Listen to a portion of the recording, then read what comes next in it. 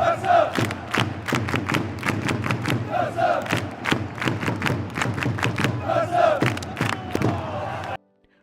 is ready for chaos? That is how I define the last day of the Champions League, because every team is vying to make it into the top 8, and our FC Barcelona is one of them. This game is going to be interesting because FC Copenhagen needs a win against us to make it. Even though it's going to be difficult on their part, it's football, anything can happen. And also, we need a win, and not just a win, because a win doesn't secure the top 8 for us. We have to win with a very, very fine margin, because goal difference are probably going to be the difference for those teams that will make the top 8 and those who will fall short. The probability of ending on the same points with so many teams, about 5 or 6 teams, are very high. So while we may control our future, we don't absolutely control it to the max.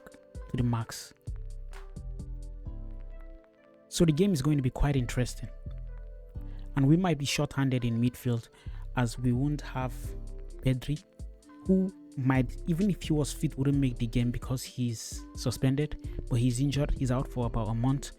Frankie has been suspended. In our last game against Slavia Prague, he was booked. So we are short-handed in midfield. As we all know, Gavi is still out with his knee injury.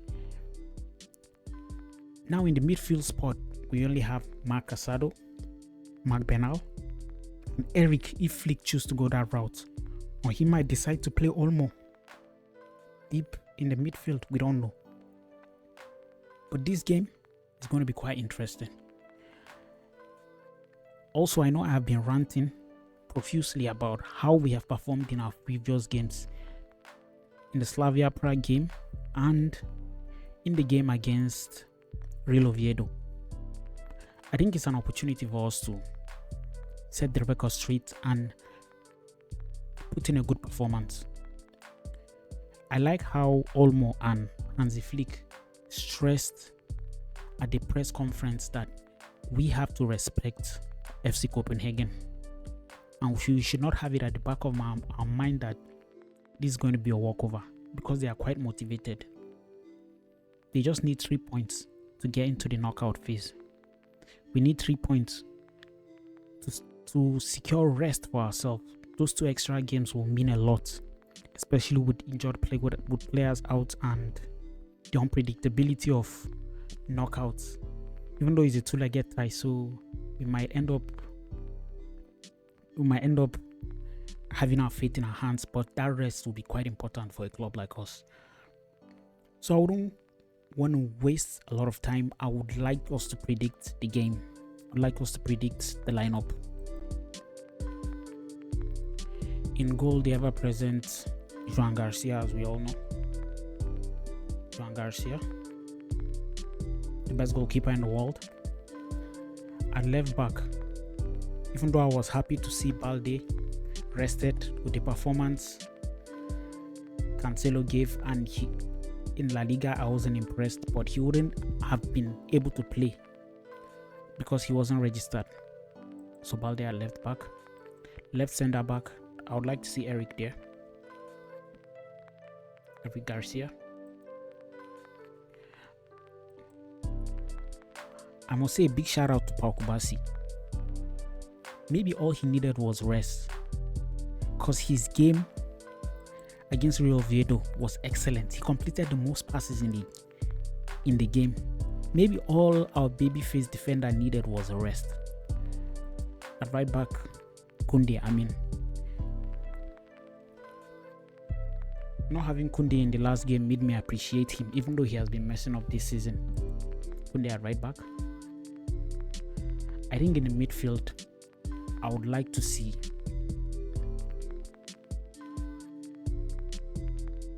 Marc Casado. Honestly, I was brainstorming maybe I should play Marc Bernal and Marc Casado, but I think Marc Casado gets in and then Olmo partners him, because Olmo has been in form, I don't think he should be on the bench now with Pedri out. He just has to play, even if his role will be slightly different. We'll see a different side of his game, and he has done excellently when he has played in a deeper role. The most informed midfielder at the 10, I'll play Fermin Lopez. Shout out to him. He just signed his new contract, and he had about a 50% salary increase or more. It was well deserved. I think he deserved it.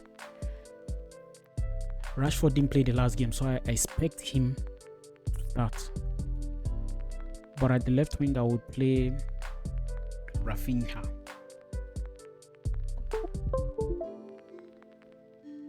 I'll play Rafinha. At right wing, come on, the best player in the world, arguably, Lamine. Shout out to him. He scored a wonderful goal in the weekend. Now at the 9, Ferran is just back. Lewandowski is available. But I would like to see Rashford up top. I'd like to see Rashford, personally. And he didn't play the last game against Real Oviedo, as I mentioned. I would like to see Rashford, and then Lewandowski and Ferran would come in the second half. I don't know. But this is how I would like to line up if it was up to me. I expect Flick to line up like this with Juan Garcia in goal, Eric Balde, Eric Kubarsi, Kunde, Olmo, Casado, Rafinha, Lopez, Lamine, and Rashford. Even though Ferran is back, I think he might not play the game, because I know Flick is kind of egalitarian. Also, since it's a game against FC Copenhagen, this is going to be the Roony Bardghji derby. We bought him from Copenhagen, and I know he might want to play, and Flick might decide to play him, so he might come in the second half too. A quick prediction.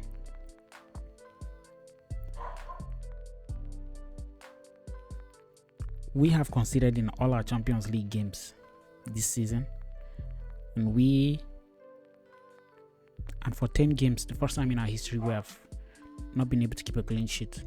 So I expect this game to go 4-1 with a healthy 3-goal margin. What if we can score more than 4? Who am I to not want that? So please like the video and subscribe to Barca Manager. Visca el Barça.